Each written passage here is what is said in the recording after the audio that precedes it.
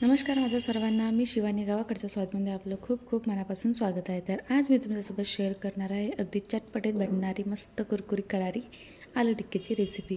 सर्वांनाच बनवता येते म्हणा, बट अशा प्रकारे एकदा आणखी बनवून बघा. मस्त क्रिस्पी होतात आणि खायला तर खूपच टेस्टी झालेली आहे आणि असं खूप जास्त वेळ पण लागत नाही. तुम्ही कधी पण केव्हा पण बनवू शकता, गरमागरम मस्त खाऊ शकता. अशी झटपट रेसिपी आहे. चला तर सुरू करूया आजची रेसिपी. आणि तुम्हाला माझ्या रेसिपी आवडत असेल तर माझ्या चॅनेलला सबस्क्राईब करा आणि बेल आयकॉनला प्रेस करा, म्हणजे तुम्हाला पण नोटिफिकेशन येईल. चला सुरू करूया आजची रेसिपी. त्यासाठी मी अगोदर जे आलू आहे त्यांना बॉईल करून घेतलेलं होतं 4-5 तासाच्या अगोदर आणि थंड होऊ दिलं. नंतर मग त्या आलूंना मी किसून घेतलेलं आहे, किंवा तुम्ही मॅश पण करू शकता असं हाताने वगैरे, नाहीतर असं ग्रेटरने वगैरे किसून शकता. म्हणजे जे पण मोठे तुकडे वगैरे असेल ना ते बारीक होऊन जाईल. नंतर मी थोडीशी चिली फ्लेक्स आणि ग्रीन चिली टाकलेली आहे त्यामध्ये, 1 ते 1.5 चमचा जवळपास. आणि तुम्हाला कमी तिखट आवडत असेल तर कमी पण करू शकता. नंतर त्यामध्ये थोडंसं जिरं आणि कोथिंबीर घालून चवीनुसार मीठ घातलेलं आहे. आणि मेन इन्ग्रेडियंट म्हणजे ज्याच्याने क्रिस्पी होतात मस्तपैकी, त्यासाठी मी तांदळाचं पीठ वापरलेलं आहे. तर 1/3 कप मी तांदळाचं पीठ वापरलेलं आहे. यामध्ये तुम्ही याऐवजी कॉर्नफ्लॉवर वगैरे किंवा अरारोट वगैरे पण वापरू शकता, पण याच्याने आणखी क्रिस्पी होतात. आणि कसं आहे, कोणती पण क्रिस्पी वस्तू बनवण्यासाठी तांदळाचं पीठ मला मस्त वाटते, कारण की त्याच्याने आणखी क्रिस्पीनेस टिक्कीची वगैरे किंवा कोणत्या पण पदार्थाची छान येते. तर सर्व पीठ वगैरे आणि आलूचं बॅटर वगैरे सर्व मिक्स करून मी त्याचा डो तयार करून घेतलेला आहे. यामध्ये पाणी वगैरे घालायची आवश्यकता पडत नाही, असाच तो डो तयार होऊन जाते. नंतर छोटे छोटे बॉल घ्यायचे आणि त्याला अशा टिक्कीच्या शेपमध्ये तयार करून घ्यायचे आहे. जसे आपण वडे थापतो ना, तशाच तरीकेने करायचे आहे. खूप मस्त बनतात आणि फुटतसुद्धा नाही तेलामध्ये वगैरे, किंवा क्रॅक्स वगैरे असं खूप साऱ्या काही पडत नाही. अशा तिळकल्यासारख्या खूप मस्त बनतात. अशाच प्रकारे बघा, मी आणखी तुम्हाला करून दाखवते. एक थोडासा गोळा घ्यायचा आणि अशा प्रकारे हातावर ठेवून चापट करून त्याला असं रोल करायचं आणि सर्व टिक्क्या अशाच तयार करून घ्यायच्या.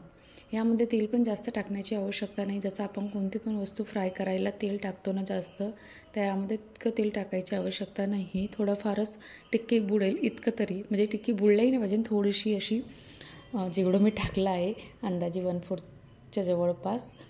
तर अशा प्रकारे तेल टाकायचं, गरम करून घ्यायचं, पण मीडियम फ्लेमवर करायचं, हाय फ्लेमवर नाही करायचं, नाहीतर टिक्की अंदरून कच्ची राहील आणि वरून करपून जाईल. ह्यासाठी मीडियम टू लो फ्लेमवरच आपल्याला पूर्ण टिक्क्या फ्राय करून घ्यायच्या आहे, जोपर्यंत त्याचा ब्राउनिश कलर येत नाही तोपर्यंत. आणि जेव्हा आपण टिक्की फ्राय करायला ठेवतो, टाकल्यानंतर बघा, आता तुम्हाला दाखवते मी. आता ही जी टिक्की फ्राय करायला ठेवली आहे ती जी खालून जोपर्यंत असं ब्राउनिश कलर येत नाही तोपर्यंत तिला पलटवायचे नाही. जोपर्यंत तिला ब्राऊन अशी तसा कलर आला, बघू शकता, ब्राउनिश कलर आल्यानंतरच पलटवायची, नाहीतर ते बरोबर पलटवताना काय होऊन जाईल, तुटून जाईल. म्हणून जोपर्यंत खालून ती शिजत नाही तोपर्यंत पलटवायची नाही.